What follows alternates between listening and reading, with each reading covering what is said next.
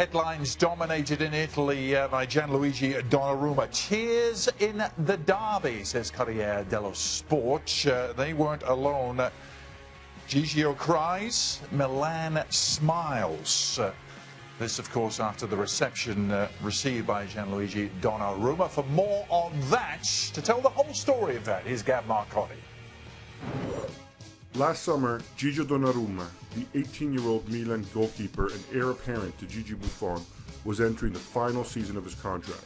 Rather than renew, though, his agent Mino Raiola announced the young keeper would let his contract expire in June of 2018 and become a free agent. This was met with hostility by Milan fans, who dubbed their teenage sensation Donnarumma and pelted him with fake dollar bills during the European Under-21 Championships in Sweden. A month later, though, a deal was reached. Donnarumma signed a 4-year contract extension, tying him to the club through 2021. Along the way, he got a nice bump in salary. Right around 6 million euros a year in net after-tax wages, which, if you're keeping score in weekly pounds, works out to around 180,000 grand a week. It's probably not a coincidence that they also signed his older brother, Antonio, who's also goalkeeper, to a lucrative deal as well, so he can back up baby brother. And during the off-season, Milan spent big, nearly 200 million euros worth big, with big aspirations as well. Hopes of finishing near the top with Champions League qualification the absolute minimum. But results on the field have not matched the ambition off it. The Rossoneri have gotten off to a rotten start, and visions of returning to Europe's elite now appear to be a pipe dream, at least for this year. And the reverberations of Milan's sluggish start have been felt by Donnarumma's management. According to Italian newspaper Corriere della Sera, who first reported this on Wednesday, Mino Raiola is reported to have recently asked Milan to cancel his client's contract on the grounds of, quote, moral abuse suffered by Donnarumma, claiming he had been the subject of psychological pressure and coerced into signing a new deal last summer. You can probably guess that this has not gone down well at all with the Rossoneri faithful. During the warm-ups of Wednesday night's Coppa Italia game, fans jeered Donnarumma, and during the match they unfurled a banner reading, quote, moral abuse, 6 million euros net per year, and the signing of a parasite brother. Now go, our patience is finished. The fans' behavior evidently got to Donnarumma, who had tears in his eyes. Milan captain Leo Bonucci was seen consoling the teenager before the game, which Milan would win 3-0, as Donnarumma kept a clean sheet. After the match, Milan's coach Rino Gattuso said, he's an 18-year-old kid. Of course he was shaken. People are painting a kid as if he's a monster, and he doesn't deserve it. Fortunately, there were only 9,000 people in the stadium tonight. Imagine how he would feel if there were 50,000 insulting him. Milan sporting director Max Mirabelli added, quote, Gigio's an exceptional kid. I spoke to him a few minutes ago, and he never said he wanted to leave. Referring to Mino Raiola, he added, quote, perhaps there's a gentleman out there who wants to organize something. We know where the rot is coming from. I have no meeting planned with Raiola. The kid has a contract through 2021, unquote. On Thursday, Donnarumma took to Instagram writing, it was an ugly night that I did not expect. I never said nor wrote that I was the victim of moral violence when I signed the contract. In spite of all this, I look ahead with my mind to the next game. Forza Milan. Gab, I love you in storytelling mode. That was terrific. It's a drama, though, that seems to belong at La Scala rather than at San Siro, and it continues to unfold. What's the latest?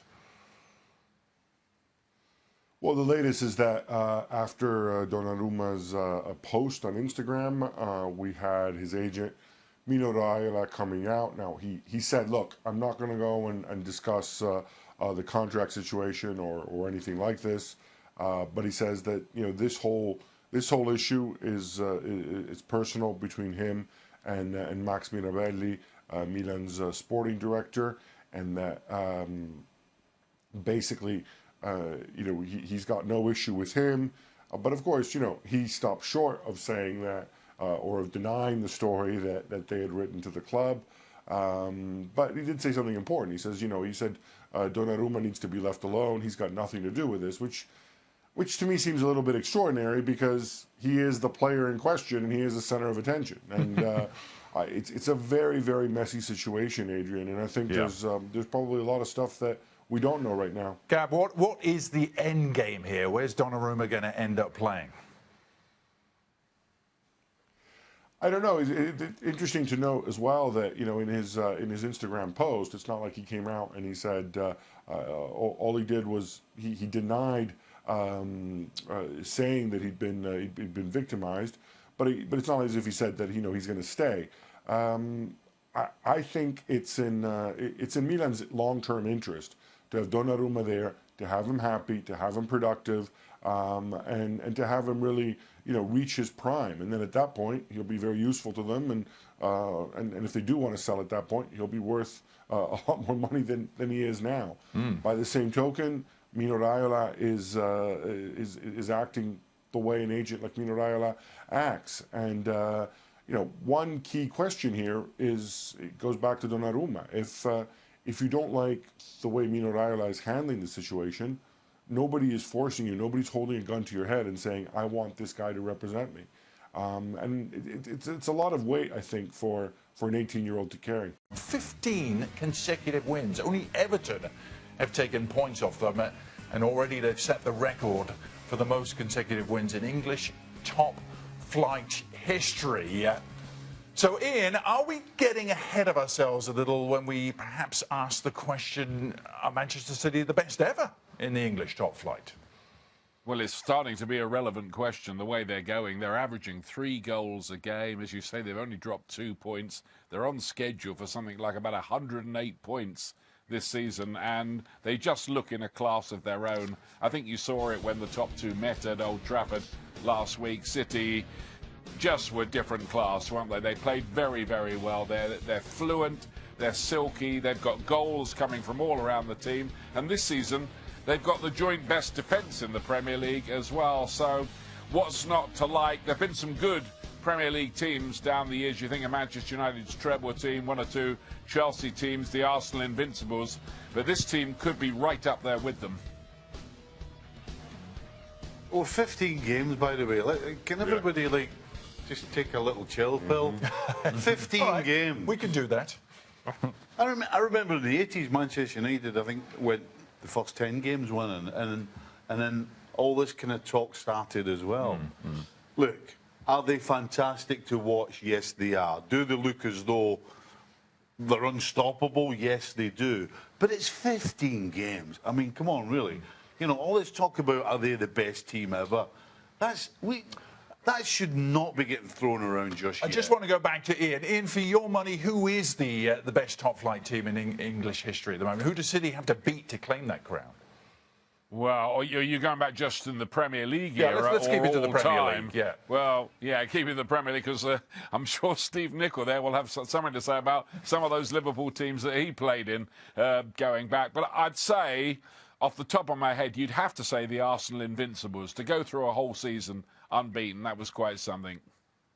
Did you ever play on a team that was better than the Arsenal team, Stevie? The Invincibles? Because that was just one season. Well, I know you're going to say yes. But it's sustained excellence is what you're talking about, rather than 1 year being unbeaten. Yeah, exactly. Yeah, it has to be over a period of time, and that period of time, in my opinion, has to be, well, if you're going to throw the Invincibles in, you're talking about really a season. But really, to warrant the tag of best ever has to be over a couple of seasons for me. It can't just be. And also, is that bar, do they have to go unbeaten? Well, to beat what the Invincibles did? Because the Invincibles, let's not forget, drew 12 games in that season. They didn't win. May I just say, yes, it's early days. Yes, it's only 15 games in. The counter argument to that is that it's 15 games in, and they've already won the title. That's how they look. That's how dominant they look at this point. That the 11-point gap is not going to be made up by Manchester United.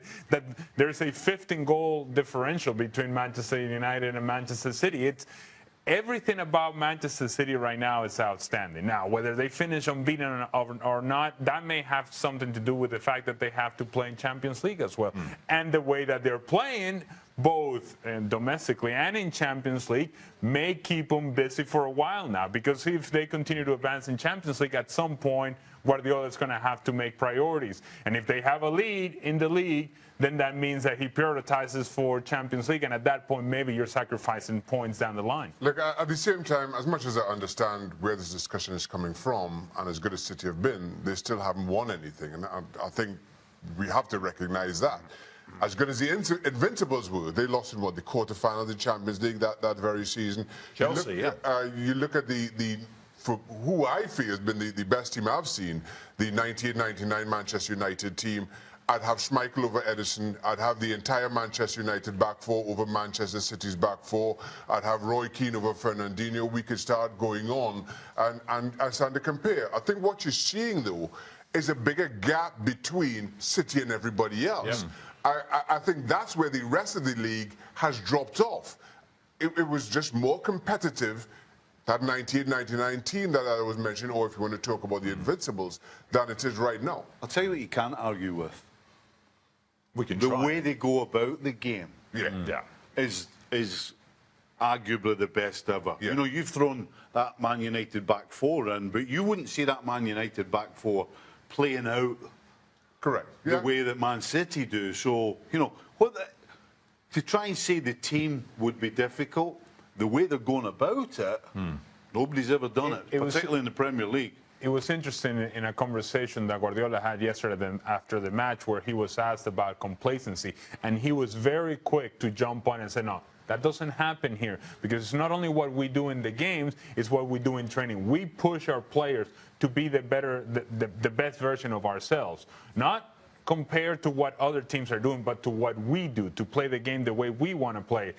When you set that sort of standard and then the players answer those questions on the field, it becomes very difficult to beat. Well, you bring up Pep Guardiola. He's now set quite a record for himself, isn't he? Look at longest win streaks in...